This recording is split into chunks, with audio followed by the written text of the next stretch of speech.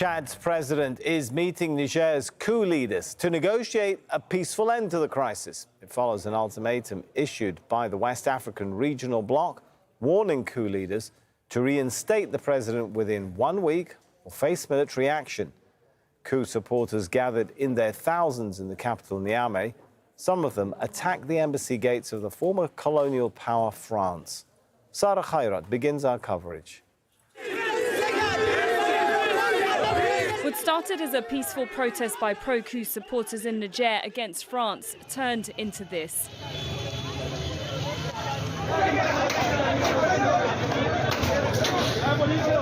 They came out in their thousands in the capital, and some tried to break into the French embassy.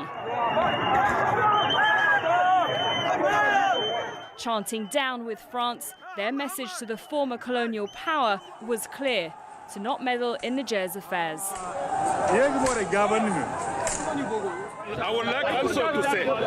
I would like to say to the European Union, the African Union and ECOWAS, please stay out of our business. The people are suffering in this country. We shouldn't be living like this. We're coming out to support the forces because they're here to bring us balance. After Wednesday's coup, the head of the Presidential Guards unit, General Abdurrahman Chiani, declared himself Niger's new leader. But France, an ally of ousted President Mohamed Bazoum, has condemned the takeover, along with the EU and the West African regional bloc. ECOWAS leaders have gathered in neighbouring Nigeria for an emergency summit. The bloc has called for the immediate reinstatement of President Bazoum. I believe that all means will be used, if necessary, to restore constitutional order in Niger. But ideally, everything should happen in peace and harmony. For their part, the coup leaders say they took power because of the lack of security, economic troubles and corruption. And they are warning against what they say is an imminent threat of military intervention by ECOWAS forces. The objective of this meeting is to agree a plan of aggression against Niger through an imminent military intervention in Niamey in collaboration with African nations, not members of the organization and certain Western countries.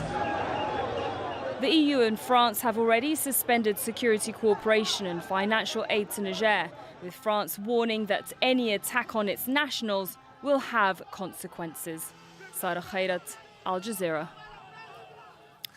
Let's bring in Ahmed Idris, who's at that ECOWAS meeting in Abuja. Ahmed, first of all, what exactly do we know about what Chad is proposing to try and end this crisis?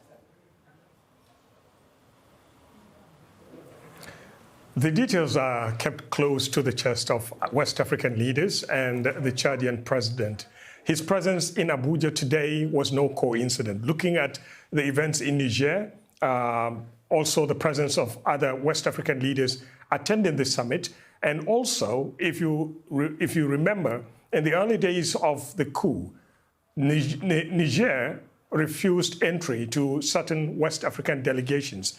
In fact, the president of Benin Republic was supposed to be there. Then eventually, after meeting president of Nigeria, who was chairman of ECOWAS, that meeting was cancelled. Now, we understand, although not officially, we understand that President Idris Deby is going to mediate to bring that crisis to an end and also deliver the message of the West African leaders there.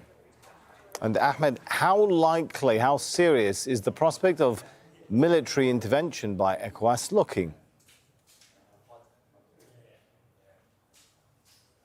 We haven't seen ECOWAS intervening militarily for a very long time. The last successful one was in 2017 when Yahya Jammeh was trying to stay put after he was defeated in the elections.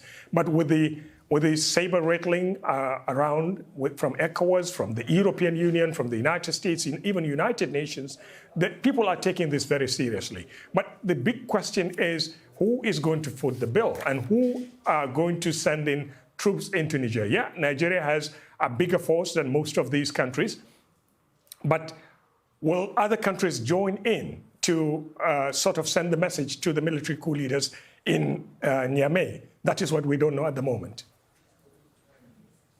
All right, we'll leave it there. Thanks so much, Ahmed Idris.